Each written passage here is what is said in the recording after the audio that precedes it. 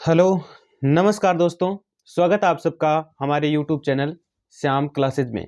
तो मित्रों, आज की वीडियो में हम बात करेंगे एकल द्विपुत्री योजना जो आपके है उसके बारे में चर्चा करेंगे। क्या इसकी अंतिम तारीख है, कैसे आपको आवेदन करना है और आवेदन कैसे होगा, ऑनलाइन होगा ऑफलाइन होगा, वो सारी चर्चा इस वीडियो में हम करेंगे। सिर्फ ये बालिकाओं के लिए योजना है, जैसा कि आप जानते ही हैं, बहुत पहले से ये चलती आ रही है, लेकिन अब जस्ट नाउ इसके आवेदन खुले हुए हैं और लास्ट इसकी क्या डेट है वो भी मैं आपको सारी जानकारी इसमें देने वाला हूँ। संपूर्ण जानकारी इसी एक ही वीडियो में दे दूंगा, ठीक है। तो सबसे पहले मैं बता देता हूँ आपको थोड़ा सा कि आपके जो ये एकल द्विपुत्र योजना है, अब इससे क्या होगा कि जो बच्चियां हैं अपने 10वीं और 12वीं की, उनको लाभ मिलेगा। देखो, पहले तो क्या था कि सीबीएसई बोर्ड बोर्ड था अपने, तो उसमें ऐसा था, ये योजना थी, चल रही थी, लेकिन ये आरबीएसई बोर्ड में भी अब चल रही है, यानी बहुत समय से है, ठीक है। जिसमें 10वीं 12वीं के करीबन सभी परीक्षा परिणामों में बेटियों का वर्चस्व बढ़ रहा है, जैसा कि आप जानते हैं, आप सबको पता है, ठीक है। और इसमें क्या है कि जैसे अजमेर बोर्ड है अपना, तो उसमें बेटी बचाओ बेटी पढ़ाओ अभियान में भी अपनी सकारात्मक भूमिका निभा रहा है, जैसा कि आपको पता है। और इसके तहत महिला सशक्तिकरण को प्रोत्साहन देने के लिए 2012 में शुरू की गई थी ये योजना। कब कब शुरू की गई थी? 2012 में इसको शुरू किया गया था। और अब इसमें होता क्या है कि जिलेवार कट ऑफ अंक की सूची बोर्ड की वेबसाइट पर अपलोड कर दी जाती है, और अब अपलोड कर दी गई है। यानी बोर्ड की आप वेबसाइट पे जाके देखेंगे तो इसमें जो कट ऑफ है जिलेवार, वो आपके डाल दी गई है इसके ऊपर, ठीक है।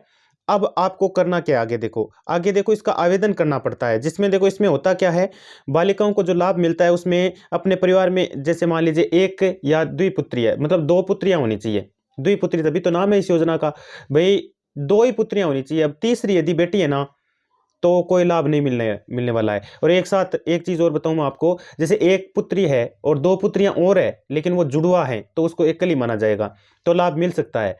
लेकिन पुत्रियां दो ही होनी चाहिए, दो ही बेटियां होनी चाहिए, तभी ये लाभ मिलेगा, वरना ये लाभ आप नहीं ले सकते। तो इसमें देखो क्या है, जैसे कि 10वीं 12वीं की बोर्ड की परीक्षा में प्राप्त किए गए अंक हैं, उनके आधार पर योजना में 11,000 से लेकर 51,000 तक पुरस्कार दिया जाता है बालिकाओं को।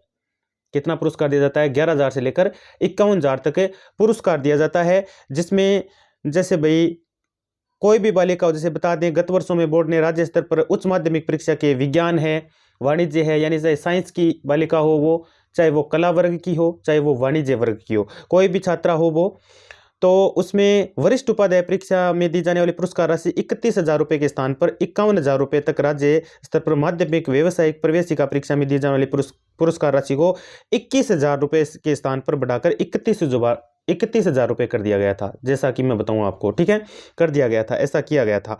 और जिला स्तर पर राशि को बढ़ाकर 5,000 के स्थान पर 11,000 रुपये कर दिया गया। और जिले के आधार पर बात करें हम, तो जिला स्तर पर इस राशि को 5,000 से बढ़ाकर कितना किया गया? 11,000 रुपये कर दिया गया, ठीक है। और इसके अतिरिक्त मैं बताऊं आपको, तो ये राशि बढ़ाने के बाद में अब देखो इसमें क्या हुआ कि दो पुत्रियां बस जिस परिवार में हैं, उनको तो देखो पुरस्कार मिलना ही मिलना है। उसमें सबसे पहले महत्वपूर्ण बात आती है कि आवेदन कैसे करना है। तो आवेदन इसका ऑफलाइन आप कर सकते हैं, कोई दिक्कत नहीं है, ऑफलाइन आवेदन होता है इसका, ठीक है। तो ऑफलाइन ही करना है और ऑफलाइन ही होता है इसका, ठीक है, वो आवेदन हो जाएगा। अब उसमें जरूरी आपके डॉक्यूमेंट्स क्या चाहिए होते हैं, वो डॉक्यूमेंट्स मैं आपको बता देता हूँ पहले। तो डॉक्यूमेंट्स में देखो, भरा हुआ एक मूल आवेदन पत्र होना चाहिए, मूल आवेदन पत्र होना चाहिए जो भरा हुआ होना चाहिए। और माता पिता का संतान संबंधी शपथ पत्र होना चाहिए, और वो भी 50 रुपये के स्टाम्प के साथ होना चाहिए, सीधा ही नहीं, 50 रुपये के स्टाम्प होना चाहिए, 50 रुपये का साथ में, और उसके साथ में होना चाहिए। और साथ ही संस्था प्रधान या जनप्रतिनिधि का अनुशंसा पत्र होना चाहिए। भाई जिस स्कूल से बच्चे ने 10वीं या 12वीं किया है, तो उस संस्था प्रधान के संस्था प्रधान का अनुशंसा पत्र होता है, वो होना चाहिए, ठीक है ना। और उसके अतिरिक्त परिवार राशन कार्ड की सत्यापित फोटो प्रति होनी चाहिए, राशन कार्ड की फोटोकॉपी चाहिए होती है। और बैंक पासबुक और चेक की फोटो प्रति चेक की फोटोकॉपी होनी चाहिए। और आधार कार्ड या पहचान पत्र होना चाहिए साथ में। और बोर्ड परीक्षा की अंक तालिका की सत्यापित प्रति होनी चाहिए, अंक तालिका जो है आपके मार्कशीट जो है उसकी फोटोकॉपी होनी चाहिए, ठीक है। और साथ ही मैं आपको ये थोड़ी कट ऑफ बता देता हूँ। कट ऑफ क्या गई है इसमें, तो माध्यमिक की बात करें तो 581 नंबर होने चाहिए, ठीक है। और माध्यमिक व्यवसायिक की बात करें तो 579 है कट ऑफ, और प्रवेशिका की बात करें तो 526 है, और उच्च माध्यमिक विज्ञान की बात करें तो 485, और वाणिज्य की बात करें उच्च माध्यमिक तो वो 478 है, और कला की बात करें, कला वर्ग की यानी आर्ट वालों की मैं बात करूं तो 485 है, और वरिष्ठ उपाध्याय 456 नंबर रखी गई है, ठीक है ना। ये इसकी कट ऑफ है भाई। इस आधार पर अब आप आवेदन करवा सकते हैं। ये कट ऑफ मैंने आपको बता दिया, जो कि बोर्ड वाली जो अपनी साइट है आरबीएससी की, उस पर जारी कर दी गई है, ठीक है। वहां से भी आप देख सकते हो चाहो तो।